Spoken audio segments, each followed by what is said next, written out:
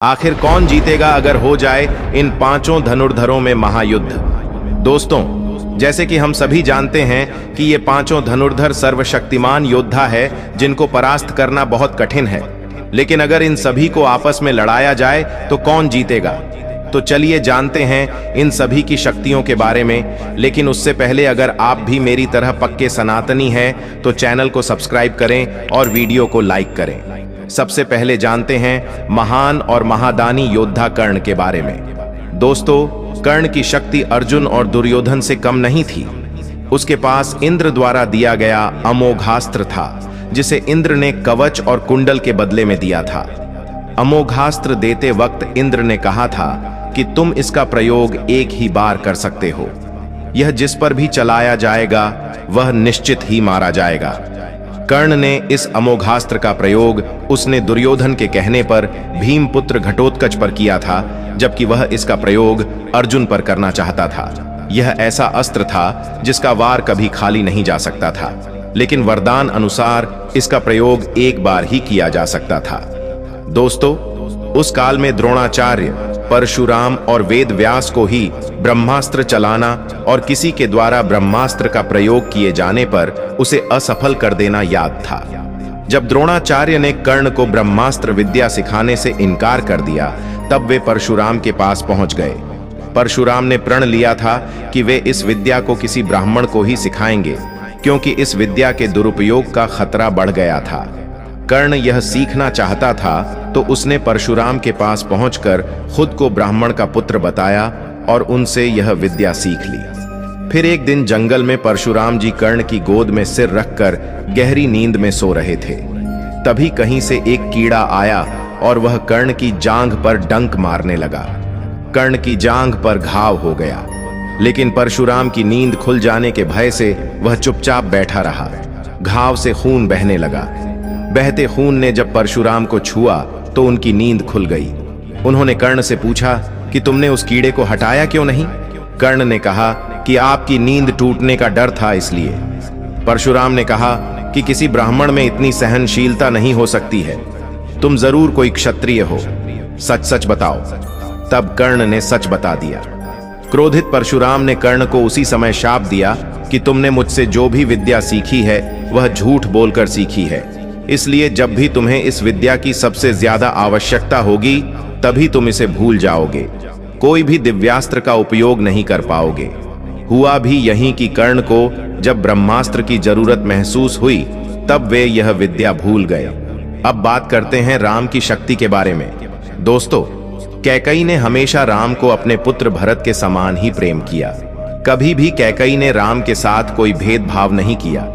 यही वजह थी कि जब राम के वन जाने की वजह का पता भरत को चला तो वह हैरान हुए थे कि माता कैकई ऐसा कैसे कर सकती है। और सच भी यही था कि कैकई ने यह जानबूझकर नहीं किया था। इनसे यह काम देवताओं ने करवाया था। भगवान राम का जन्म रावण वध करने के उद्देश्य से हुआ था। अगर राम राजा बन जाते तो देवी सीता का हरण और इसके बाद रावण वध का उद्देश्य अधूरा रह जाता। इसलिए देवताओं के अनुरोध पर देवी सरस्वती कैकई की दासी मंथरा की मति फेर देती है। मंथरा आकर कैकई का कान भरना शुरू कर देती है कि राम अगर राजा बन गए तो कौशल्या का प्रभाव बढ़ जाएगा, इसलिए भरत को राजा बनवाने के लिए तुम्हें हठ करना चाहिए। मंथरा की जुबान से देवी सरस्वती बोल रही थी, इसलिए मंथरा की बातें कैकई की मति को फेरने के लिए काफी था। कैकई ने खुद को कोप भवन में बंद कर लिया। राजा दशरथ जब कैकई को मनाने पहुंचे तो कैकई ने भरत को राजा और राम को 14 वर्ष का वनवास का वचन मांग लिया। इस तरह भगवान राम को वनवास जाना पड़ा। दोस्तों, रावण की नाभि में अमृत का रहस्य तो भगवान राम को विभीषण ने बता दिया था, लेकिन अमृत को काटने के लिए एक विशेष बाण की आवश्यकता थी, जो कथाओं के अनुसार रावण की पत्नी मंदोदरी के महल में था। बताया जाता है कि यह दिव्यास्त्र बड़ी चतुराई और सूझबूझ से हनुमान जी ने मंदोदरी से ही प्राप्त किया था। कथाओं के अनुसार रावण सृष्टि का सबसे बड़ा शिव भक्त था।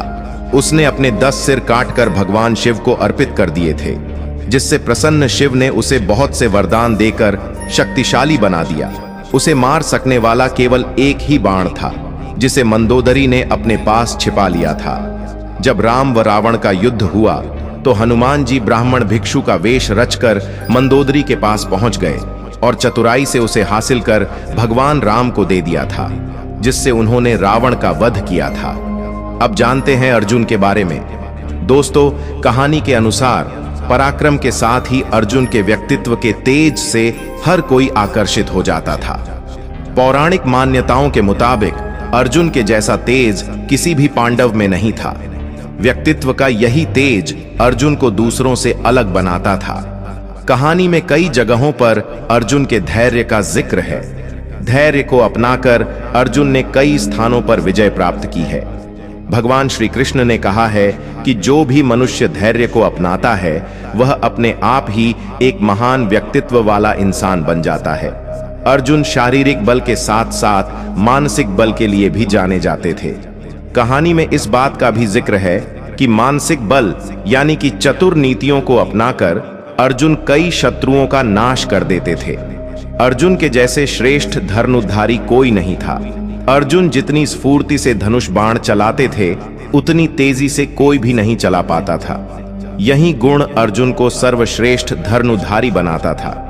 पौराणिक कहानी के अनुसार महाभारत के युद्ध में जिस वक्त अर्जुन इस बात को लेकर दुविधा में थे कि वो अपने भाइयों पर कैसे बाण चाल सकते थे, तब उन्हें श्री कृष्ण ने गीता उपदेश देकर समझाया था कि सब मोह माया छोड़कर अपने कर्म को महत्व देना चाहिए।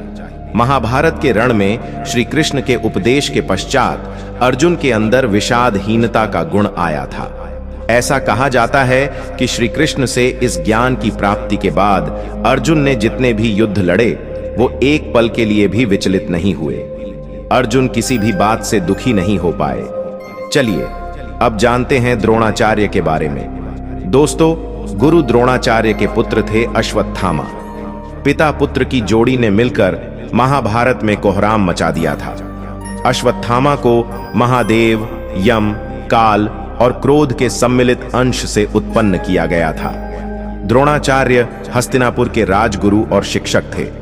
उन्होंने भीष्म पितामह को वचन दिया था कि वे कौरव वंश के राजकुमारों को ही शिक्षा देंगे और अर्जुन को वचन दिया था कि तुमसे बड़ा कोई धनुर्धर नहीं होगा।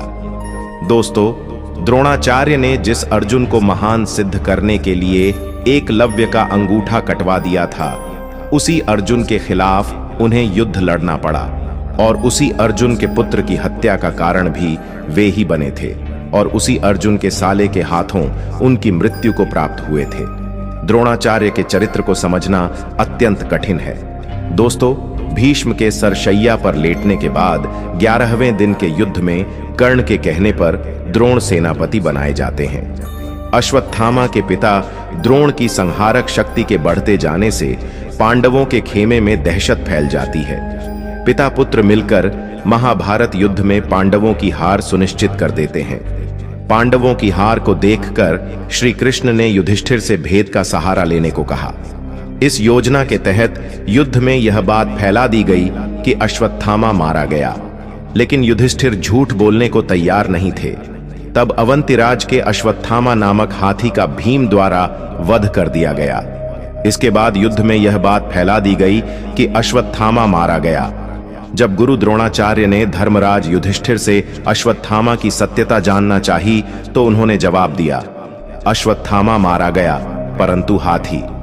श्री कृष्ण ने उसी समय शंखनाद किया, जिसके शोर के चलते गुरु द्रोणाचार्य आखिरी शब्द हाथी नहीं सुन पाए और उन्होंने समझा मेरा पुत्र मारा गया। यह सुनकर उन्होंने शस्त्र त्याग दिए और युद्ध भूमि में आंखें बंद कर शोक में डूब गए। यही मौका था जबकि द्रोणाचार्य को निहत्था जानकर द्रौपदी के भाई धृष्टद्युम्न ने तलवार से उनका सिर काट डाला। गुरु द्रोण का आश्रम हस्तिनापुर में था। उन्होंने हजारों शिष्यों को शिक्षा दी। उन शिष्यों में पांडुपुत्र पांडव का नाम विशेष रूप से लिया जाता है। गुरु द्रोण युद्ध से जुड़ी सभी तरह की शिक्षा देने में पारंगत थे। और अंत में हम जानेंगे परशुराम के बारे में। दोस्तों, भगवान परशुराम विष्णु के छठे अवतार हैं। भगवान परशुराम ने 21 बार क्षत्रियों का इस धरती से विनाश किया था। और ये ही नहीं, इन्होंने अपने पिता की आज्ञा का पालन करते हुए अपनी मां का वध भी कर दिया था। परशुराम जी 7 चिरंजीवी में से एक हैं जो कि समय के अंत तक इस सृष्टि पर विद्यमान रहेंगे। तो दोस्तों, आप सभी हमें जरूर बताएं कि आखिर इन सभी को आपस में लड़ाया जाए तो कौन इनमें सबसे शक्तिशाली योद्धा कहलाएगा। तो आप सभी हमें कमेंट करके जरूर बताएं। तो इसी के साथ धन्यवाद दोस्तों, मिलते हैं अपनी अगली वीडियो में।